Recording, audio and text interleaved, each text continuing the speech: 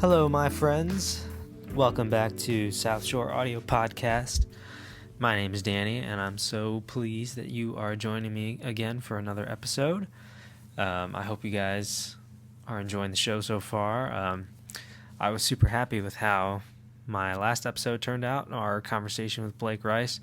It's a great episode, lots of nuggets in there that are... I'm just so glad that that's recorded, because I can listen to that anytime. You know, that was a great conversation. So we'll have more of those in the future. That wasn't the last of it. That was just us getting started. So, yeah, guys, I have a short episode in store for you today. I'm bringing in a shorter conversation that I taped with my good friend Jeremy Schering, who is I like to refer to him as like my audio mentor, if not one of my life mentors, honestly. I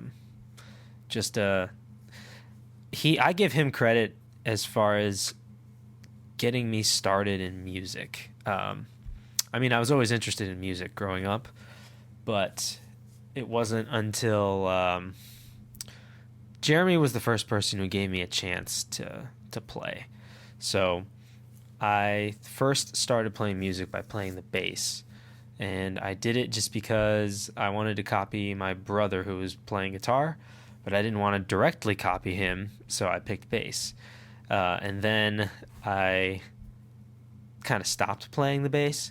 I ended up picking it back up later when a friend of mine came over to my house on the last day of school, and he played guitar. Actually, my friend Nick. He was on the last show, kind of, with that we had with Blake, kind of in a cameo appearance. And we started playing a song together, just a very simple chord progression, and that was the first time I had ever played music with anyone. And that's when it clicked for me that I love music, I love playing music, I want to do this forever, for the rest of my life. And it wasn't until high school that the church I was going to, I came up to the guy who was kind of like, I don't know if he was officially or unofficially, but the worship pastor or the leader of the worship team. And that guy was Jeremy. And, I was young and Jeremy didn't know me or anything. So he got me started by doing like the media, the changing the slides for the lyrics. And I showed up to all the meetings, and eventually I got a chance to play for like these Friday night services, and then eventually on Sunday. And I got better and gained more trust and played more often and kind of worked my way up that way. And that was the beginning of my relationship with Jeremy. And we had a period for a while where we weren't at the same church anymore, so I wasn't in like super regular contact with him, just kind of occasional. And he had started this band called the War on Peace. Great band, by the way. They awesome stuff. And and then one day, let's see, last year Jeremy contacted me and he said, hey, I'm looking for an intern, someone who's gonna help me take care of some things that I have on my plate that is just a little too much, and also just someone who I can collaborate with. I don't know if collaborate's the best word, but someone who can sit in while I'm working, and someone who can learn what I'm doing and give input, and I was like, of course. I didn't even think twice about it.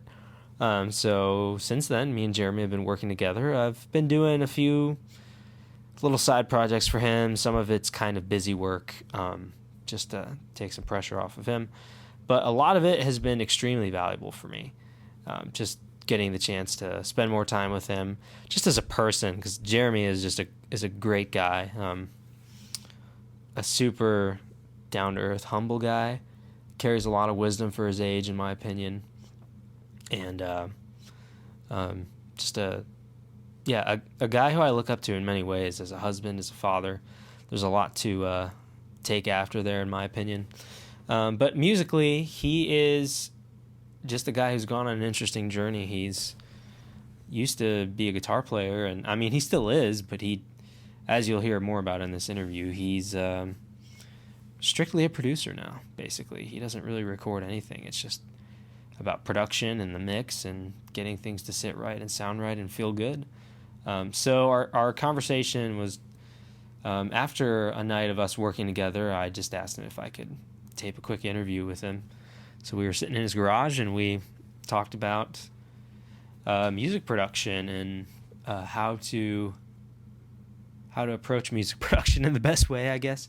The conversation kind of speaks for itself, but definitely a lot of good wisdom and insight kind of jam-packed into this short burst of a conversation that went a little bit over 20 minutes, but I'm super pleased to present it to you.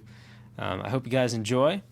And a quick favor for you that I'd like to ask from you guys: if you have found the podcast to be interesting or helpful in any way, I would really appreciate it if you could leave me a nice review on iTunes or whatever podcasting platform you're listening on. Really helps me out. Really helps us build the show here so we can get discovered by more people, and it also helps me know that you're listening, so that I can keep making these shows, because I like hearing back from people that they like what I'm doing, and so that I can keep doing more of it. Because otherwise, I feel like I'm talking to the wall, and I'll just eventually move on and do something else, I guess. Maybe I'll just go make some barbecue or something instead with the time that I would be podcasting. But yeah, guys, leave me a nice review. I would really appreciate that. Lets me know you're listening, and it really helps improve the show, get it up the rankings, more discoverable. And then the other thing I want to tell you about is my email list. I have on my email list a nice pack of samples that I've created, a little over 40 samples in all the different major keys that you can just plug and play. It's going to really help out your music productions. It's just instant inspiration to spark some new musical ideas and get you started, because that's what this is all about at the end of the day. It's about hearing the concepts that we talk about on this show and then going out and actually practicing and applying them. So I'd encourage you to do that. Sign up on my email list. I'll have the link in the episode notes here in the description of the podcast, and it's on my website too, southshoreaudio.com/podcast. So check it out. All right, thanks guys. Enjoy the interview here with Jeremy Schering. All right, so I just want to take a second to bring my friend and I guess audio mentor of sorts, my friend Jeremy. We like to dialogue back and forth about audio and music and life and stuff like that. So what's going on, Jeremy? All right, hey, what's up, man? Are you gonna, you should talk about how you're recording this a second and then try to get sure to get a little sponsor. So yeah, this little mini interview, I guess, or whatever, is recorded on this Shure, I think it's called the MV88. It's like a stereo condenser microphone that plugs straight into your iPhone. It's incredible. Dude, I'm blown away because I've seen it and I watched the video on it. I did research on it, but this was probably a year ago. It's been out for a couple of years at least, right? I think so. Yeah, not that long, but it's sort of recent, but it's not like brand new like it. Because when I saw it, I was like, "What?" And I did a little research, and I was like, "That's dope," but I didn't hear anything about it after that, And I was like, "All right." You're the first person who's been like, "Yeah, I have one." Anyway. Yeah. Moving on. Right. So, anyway, I just want to chat for a couple of seconds here, just because it's important for me to bring you into this because you're a big influence on me and kind of how I think about things when it comes to music now. So where's your production philosophy at nowadays? Like, how do you produce a song? There's many ways to produce a song. Sure, there's a ton of different ways. Overarching themes, I guess. Overarching themes. I'll focus on the War and Peace. I'm in a band called the War and Peace, and I do 90% of my production for our band. Maybe 80%. Right. Most of it is for our band, so I'll start there. The thing you have to start with is serving the song. Right. That's paramount.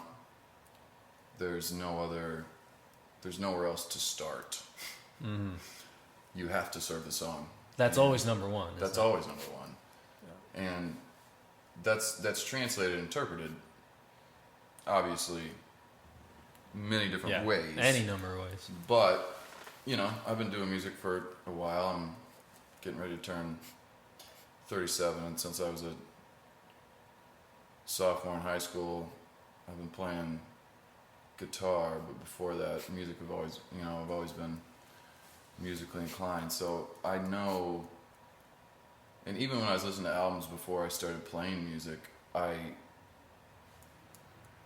would pick out instruments and pick out the way the mix sounded and the way it was produced, right? Yeah, you're listening to the parts. I was always listening to how it was, how it translated on a CD or cassette tape or now MP3s, whatever. Yeah. So serving the song, it goes through my filter, right? Like I listen to the song and I'm like, okay, what's the vibe? What is creating the vibe? Is it, obviously the vocals are a huge thing. I mean, we could talk about instrumental music, but we don't really do instrumental music. So we pretty pop. There's instrumental sections, but overall the vocals are what's carrying Yep. the main idea, right? The Absolutely. melody of the vocals, right? So you hear, okay, what is he saying? What's the vibe? What groove? What sounds are helping create that vibe, right? When I say serve the song, it's like it's deceptive because you are serving the song, but you're also serving the vibe, and those two things are very connected. So you have to figure out where the vibe is coming from. Because I usually won't. Anytime I start working on a song, it's not anytime. Most of the time when I start working on a song, the vibe is already there, right? It's already dictated by, well, in your case, the vibe especially. is already established by Steven, our lead singer, right? He's handing you something. The vibe it's is already established. There. It's there. It's already a song. My job is to take the vibe and make it exponentially sound better and translate on a level that Steven couldn't possibly take it, right? But everything you do has to stay consistent within the vibe that was basically my job in production and mixing is to amplify the vibe. Like that's my approach to production. It's amplify the vibe. If I had to condense it down to one thing, that's it for me. You're trying to amplify the vibe, right? And then you move into dynamics and story. Like as you serve the vibe, you have to make sure you're not just giving people vibe all the time. You give them the lows and the highs of the vibe, and like you take them on a journey. You try to tell a story sonically, right? Like this is the ebb and flow. It's okay. We're dropping down to just the oboes. You know what I mean? If you're talking about an orchestra, like we're cutting it back. So when everything comes back in, it's that much more grand, and the story becomes even more real, right?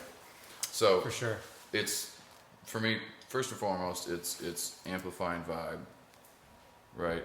And then secondary would be speaking to the dynamics of the vibe and creating the story, creating the flow of the song, you know. Yeah, absolutely. I mean, we're just on a human level, we are so driven by and attracted to story and narrative. Like that's what resonates with us. That's what we respond to. That's what we identify with. And so, and that's where the power of music comes in. Is music is a tool, or I should say, music is just another way to craft narrative, but without using like English words or, for that matter, any language. Or any words, right? Yeah, exactly. Except for the lyrics, obviously, but we're talking about just the I would vibe. even say, because we can create,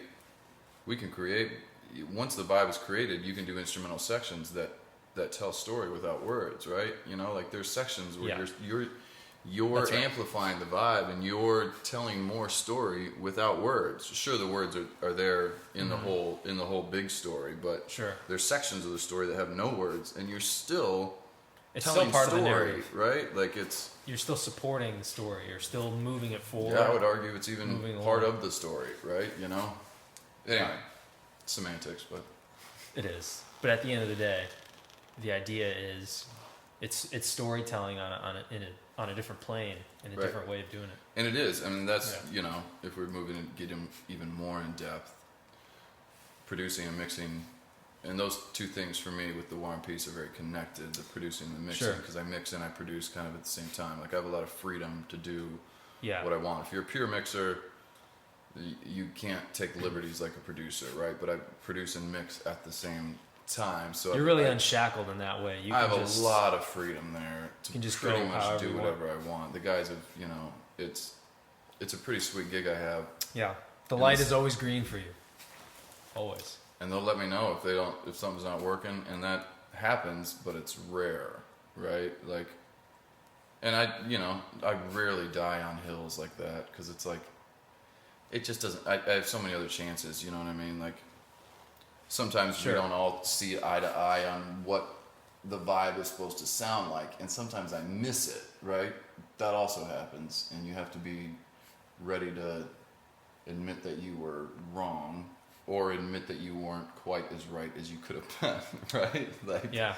like that's the other element of it, especially that's okay. being in a band. That's an Absolutely, okay thing. That's okay, because if you don't, I mean, as cliche as it sounds, if you're doing it right all the time, you're not doing it right. You know what I mean? Like, you have to be doing it wrong sometimes to figure out. Yeah. Well, it always comes back to, not always, but it comes back to this for me a lot of the time, is the order and chaos of what Peterson has spelled out, Jordan Peterson has spelled out There we so go. eloquently. You know that alt-right Nazi, Jordan Peterson?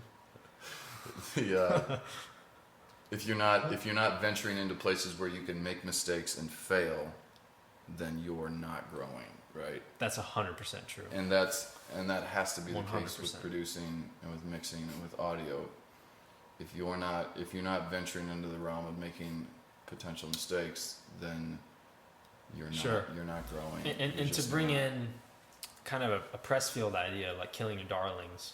But the nice thing is, in your shoes at least, maybe not for everybody, you have so many different chances to inject your ideas into things, to where if something doesn't work, it's not a big deal. That's it's like, the okay, other- so one of my ideas, but I have 1,000 more different It's so true. directions I Like, can go with that. So what? exactly. So what? And there's nobody else who's producing like I am in this band. Graham does a lot of production ideas, but actually his production ideas are more like parts. They're in his parts, right? The sounds that are in the parts, and Or he'll record his vocals like 5, 6, 7 times, pitch them, do weird stuff, chop Yep. it up into a sample, start very production oriented stuff. Absolutely. You know what I mean? But it turns into a part that Yeah. then I produce, right? Yep. Like, it's, the difference being that you're the big picture I'm the person. big picture guy, and he's thinking more about He's assembling the components of the car, and you're at the assembly plant assembling the car together. Absolutely, right. Yeah. Yeah. And it creates that amount of freedom, gives me the ability to lay down. You're absolutely right. I was going to allude to that earlier, but it gives me the freedom to lay down ideas, because I know I have plenty of chances to be able to speak into something and creatively feel fulfilled. Because that's the crazy thing about, I never thought I would be at this point, but now that I'm here, I'm like I just don't have a desire. 99% of the time, I don't have a desire to pick up my guitar and Yeah. write a guitar part for one of our songs. That's bizarre. You know, Right. I mean, I totally It just understand doesn't- that. It just doesn't register for me. Like, It's most not on of the your time, radar the anymore. parts are all there. And if I need, a majority of the time, the parts are all there. If I write a part, usually it's because there's a frequency range that isn't being filled in a chorus, Sure. or a second verse doesn't have that little pop synth or drum loop or whatever. You know what I mean? There's If some type if of I'm hole writing there. a melodic part or even a rhythmic part, like, usually it's to fill holes, right? Not because I need to write it. It's because it's out of necessity for the sonic fulfillment of the vibe, right? Like, Yeah. so I'm very satisfied producing Stephen and Graham's ideas.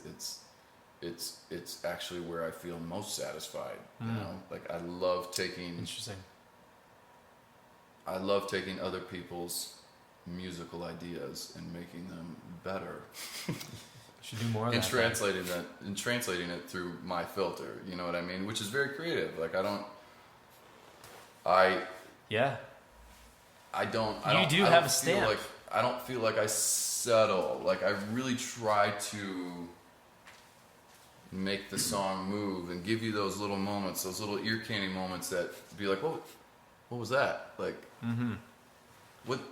Just you those wanna little go back, things that those kind of little- tickle the ear the and little- entice you. Something drops out, something comes back in, something swells up, the reverb trails off, the delay hits, the snare does like cuts, like it's all those little things, like just really. That's what I love.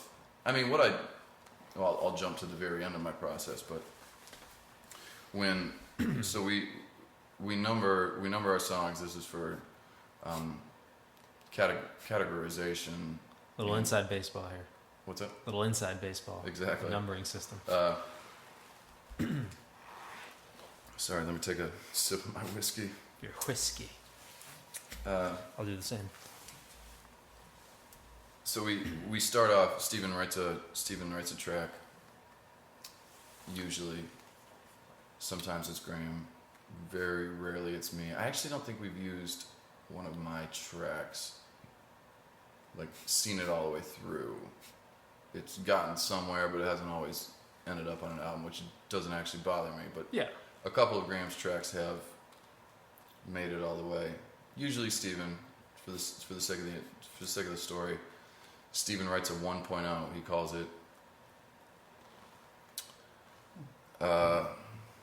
what song? Number one. We were just working on number one, 1.0. He'll label it that. The actual words spelled out. Number Yeah. one. Thank you. Yeah. And he passes it off to us. Usually he won't go further than 1.0. Sometimes he'll do a few passes on it and then pass it off, but a lot of the times it's just 1.0. Mm-hmm. So then normally Graham gets it, he'll do a pass or two, and it turns into 2.0. As soon as it changes to a new person, 2.0, Graham will do 2.1, 2.2, blah, blah, blah. Gets to me, back to Graham, back to Steven, we're up in the nines, you know what I mean? Does some circles, like, and then it'll sit on me for a while, and I'll go from a 7.2 to a 9.1, you know what I mean, in the span of a few weeks, because I'm doing so many passes, and a lot of them are just little passes, you know what I mean? But I still want to listen back to them and categorize them, right? Yeah. Well, The that just shows end you every little thing that you're doing to change it is a significant detail, though. That's why it's worthy of. Yeah, it is a detail. Significant detail isn't always. Sometimes. Maybe not. Sometimes Steven and Graham will be like, I don't. Those two passes sound the same to me. I was like, no, the 200 hertz in the bass. Didn't you hear? Where? They're like, I don't know. No, It means that went nothing over to my me." head. Right. Sorry. But my end game, the point of saying all that was to get to when I crack it, when the song passes into, it stops being numbered and it moves into parentheses, final 1.0, end parentheses, right? Like when it hits that stage and I come out to my garage and I put my headphones in, right, and I step away from my computer and I'm able to just listen without looking at the track, right?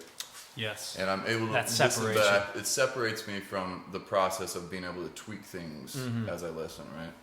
Guys like you and me, we're tweakers. We are endlessly, right? Yeah. And I come out to the garage and I listen.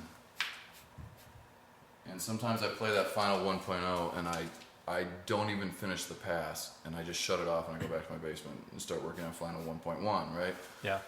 And there's other times I listen to it and I'm like, That's it. and I play it again. That's I'm the like, statement.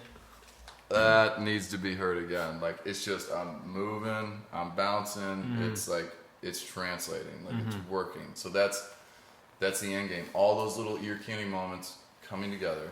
All coalesces. The core ideas, the vibe is just punching you in the gut, right? Like it's all working and it all just it solidifies. Sure, it solidifies into this track where it's like, yes, this is what we wanted to say, and I believe it. You know, that's where we're heading.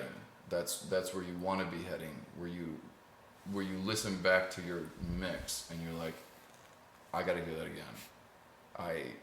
I have to hear that again, right? Like that's when it compels you enough and it demands to be played again. That's when. For me, I mean, that's where I'm like, this is close, or it's done, right? And usually, very rarely do I hit a final 1.0 and I'm like, that's it. Usually there's a few more tweaks to be made, right? But sometimes it's final 1.2 and we're done, right? Yeah. Sometimes it's final 2.5 and we're done, right? That's happened plenty of times. But well, maybe sometimes you can still get the feeling like that's it. I still hear a couple tiny things that maybe I want to tweak, but and then sometimes you just screw things up when you start tweaking. That's the problem. Like, well, that's a whole different podcast. It is. Well, that sort of it kind of begs a question for me, which kind of actually is a little bit of a segue into the other thing I really wanted to ask you about. And we were talking about it earlier before we were recording. Sorry, I'm only checking my phone because I have a phone call at 10. I got a conference call at 10. Gotcha. Just cut me off when we've hit it. Call. Hopefully we'll. Okay. Samples. Oh, it's a huge thing right now. We don't need to do a deep dive. Are you sure we shouldn't do this next week? Yeah. Anyway. Yeah, so we were going back and forth a little bit about samples. I'll try to answer concisely. And I'm kind of going through my own process of understanding. It's a dope track. We didn't even talk about that tonight, but that track's killer, dude. The world of samples. What he's referring to there is I wrote a track for the first time in my life using, I'd say, 99% samples. The only thing and I pushed you on that a little bit, right? Not like I didn't tell you to do that, but you kind of. I did it out of necessity. Yeah. Because I was on the road traveling with my job, and I wanted to write something. I love that. And the best thing to do was, I can pull samples because I had been building up a little bit of a sample library. Sick. Cool. So I just did it. I started with something, and I was like, okay, I can pitch this, and I can Splice. Yeah. So splice.com. We should That's talk where about that. Maybe I might add that into my sounds as well. It might be nice to have another option. Anyway, go ahead. Absolutely. So this was the first time I've ever done this. The only thing that wasn't a sample, the bass line, was the hip hop bass instrument in Ableton Live, and I distorted it a whole bunch. I love that. And it's funny because I thought there was a guitar in there that sounded like you played it, but anyway. No, that's the thing. The guitars were samples too, Dope. like from cinematic guitars and ambient guitar things. Like it's all sample. It's all samples. I love it. That's the thing. And there was like one spot where I had like you. That's the crazy part. Some of those guitar parts. Interesting. That's the thing is like that's one of the things I wonder, like, does this come across with my own personality? It did for me. Okay, that's good. That's good feedback to hear. Yeah. So I guess the question is, like, I had a mixed feeling about that track. I felt like I did something different than I'd ever done before. Like I didn't write anything, but I still made a song. So how are we supposed to feel about this? Like how can we treat samples as people who are making music? Like I'll say two things. What's the limit? Right. I'll say two things. Number one, I don't care. Use every single resource at your disposal to make the thing that you believe in the most. If they are licensable, you know what I mean, samples. Yeah. If it's fair game to use them and abuse them and create something that's yours out of those samples. That's my first response. The second response is every musician has to figure that out for themselves. Like where that line is going to be. Feel like this is not you creating anymore. It's not you creating anymore, right? Like for me, it's not black and white, and it's not something you can necessarily rationalize. There is a point as a musician, if you don't feel satisfied writing a song with samples, don't write songs with samples. That's number one. I don't care.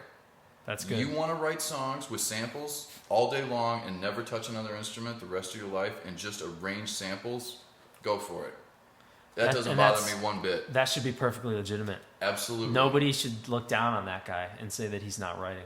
Because you start arranging samples and you realize the nuance, like the stuff that Steven did, all the bass lines, 60% of the bass lines on our new EP, Yeah. Steven wrote with samples and just chopped them up. You should hear the original samples. They sound nothing like his bass lines. So he takes these samples, chops them, pitches them, these bass lines, right? Yeah. Not easy things to pitch. 808s and stuff, right? Like he's Yeah. pitching 808s, and a few of them, I ended up having to bring up an octave and correct, like, because when you're pitching things that low, sometimes it gets off. Sure.